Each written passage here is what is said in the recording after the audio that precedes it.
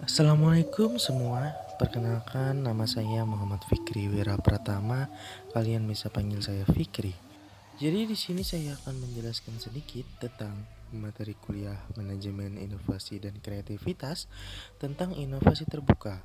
Dalam pembahasan kali ini bakal ada 3 pokok bahasan, yaitu yang pertama inovasi, yang berisi tentang pengertian dan tujuan dari inovasi tersebut.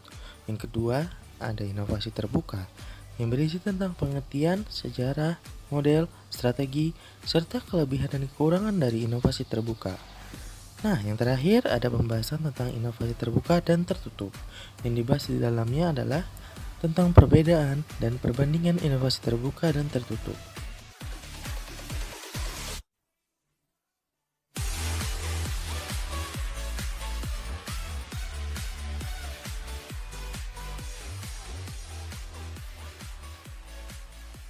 Inovasi adalah salah satu kata yang sudah tidak asing lagi bagi telinga kita, terutama bagi siapapun yang bergerak di dunia usaha. Di era baru milenium ini, di mana pasar penjualan sudah mulai bergerak ke pasar pembeli, peran inovasi tampak semakin penting dan sangat menentukan untuk bisa memenangkan persaingan. Inovasi sendiri adalah sebuah hasil kegiatan untuk mengubah dan atau menciptakan sebuah penemuan baru yang berkaitan dengan proses dalam menciptakan atau produk yang dibuat menggunakan ide yang lebih kreatif bagi perusahaan. Nah, jadi inovasi itu intinya adalah menciptakan sesuatu yang baru dengan ide yang lebih kreatif yang bisa berguna bagi sebuah perusahaan.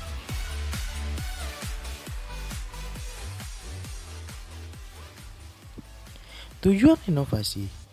Tujuan utama perusahaan untuk terus mendorong inovasi yaitu adalah untuk meningkatkan kinerja perusahaan.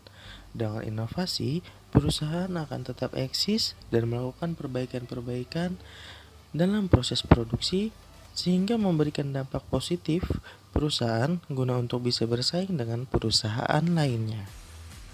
Pada era global yang kompetitif ini, inovasi merupakan salah satu faktor penentu keberhasilan untuk pertumbuhan dan ketahanan perusahaan.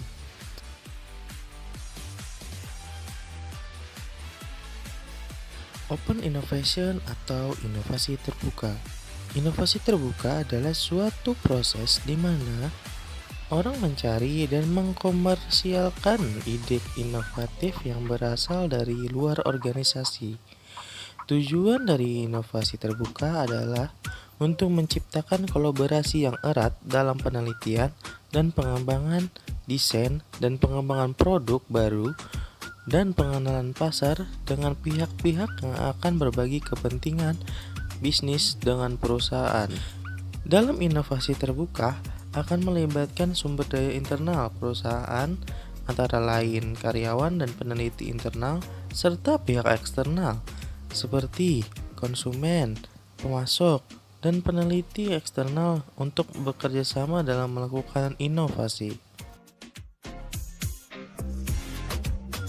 Sejarah dari open innovation atau inovasi terbuka itu pertama kali muncul pada tahun 2003 dalam sebuah buku yang diterbitkan oleh Henry Chesbrough.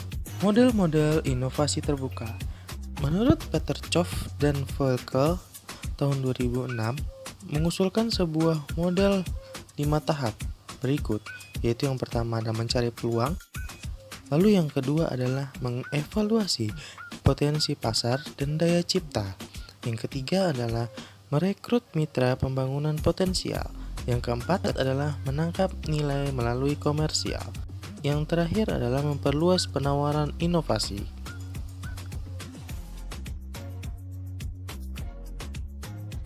Strategi inovasi terbuka. Pada inovasi terbuka, terdapat berbagai strategi untuk mengembangkan bisnis melalui inovasi terbuka. Terdapat 3 area utama. Yang pertama founding, yang kedua generating, yang ketiga ada commercializing innovation. Yang pertama founding innovation.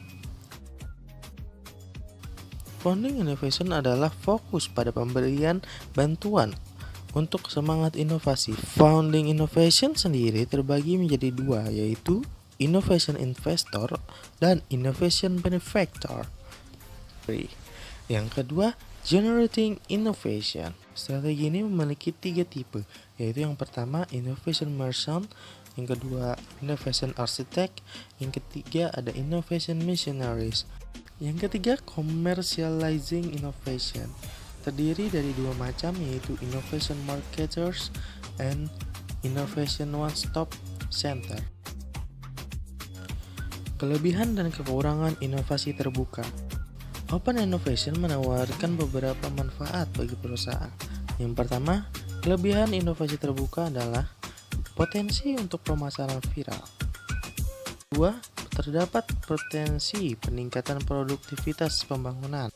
Yang ketiga, penggabungan pelanggan di awal proses pembangunan. Yang keempat, meningkatkan akurasi untuk riset pasar dan penargetan pelanggan. Yang kelima, potensi sinergisme antara inovasi internal dan eksternal.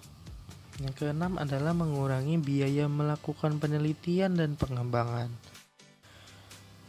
Lalu kekurangan inovasi terbuka adalah yang pertama, menyelaraskan strategi inovasi untuk melampaui perusahaan untuk memaksimalkan laba dari inovasi eksternal. Yang kedua, potensi organisasi penyelenggara kehilangan keunggulan kompetitif mereka sebagai konsekuensi dari mengungkapkan kekayaan intelektual atau IP kontributor mempengaruhi proyek. Yang ketiga, mengembangkan cara untuk benar mengidentifikasi dan menggabungkan inovasi eksternal. Yang keempat, kemungkinan mengungkapkan informasi tidak dimaksudkan untuk berbagi. Inovasi terbuka versus tertutup. Nah, di sini ada perbedaan inovasi terbuka dan inovasi tertutup.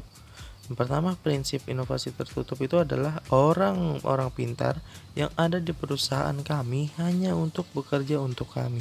Sedangkan untuk prinsip inovasi terbuka, tidak semua orang pintar bekerja untuk kita, maka dari itu kita harus menemukan dan memanfaatkan pengetahuan dan keahlian kecerdasan individu di luar perusahaan.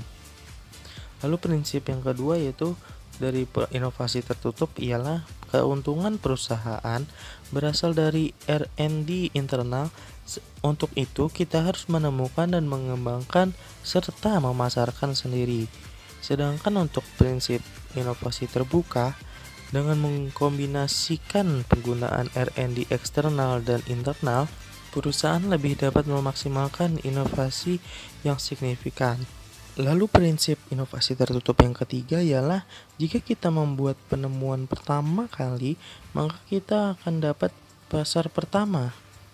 Lalu untuk prinsip inovasi terbuka, keuntungan tidak perlu didapatkan dari penemuan pertama. Lalu prinsip inovasi tertutup yang keempat adalah jika kita yang pertama mengkomersialkan inovasi, kita akan menang. Sedangkan prinsip inovasi terbuka ialah membangun model bisnis dengan matang dan baik akan menghasilkan yang lebih baik daripada tergesa-gesa memasarkannya terlebih dahulu. Prinsip inovasi tertutup selanjutnya ialah jika kita menciptakan ide terbanyak dan terbaik, maka kita akan menang. Sedangkan untuk prinsip inovasi terbuka, jika kita memanfaatkan ide internal dan eksternal sebaik-baiknya, maka kita akan menang. Lalu prinsip inovasi tertutup terakhir ialah kita harus mengontrol kekayaan intelektual atau IP kita sendiri sehingga pesaing kita tidak dapat mengambil dari ide-ide perusahaan kita. Sedangkan menurut prinsip inovasi terbuka, IP perusahaan bisa digunakan untuk menghasilkan keuntungan dan perusahaan dapat membeli IP perusahaan lainnya untuk digunakan memajukan model bisnis mereka. Sekian penyajian materi dari saya, semoga bisa dipahami. Terima kasih atas perhatiannya. Wassalamualaikum warahmatullahi wabarakatuh.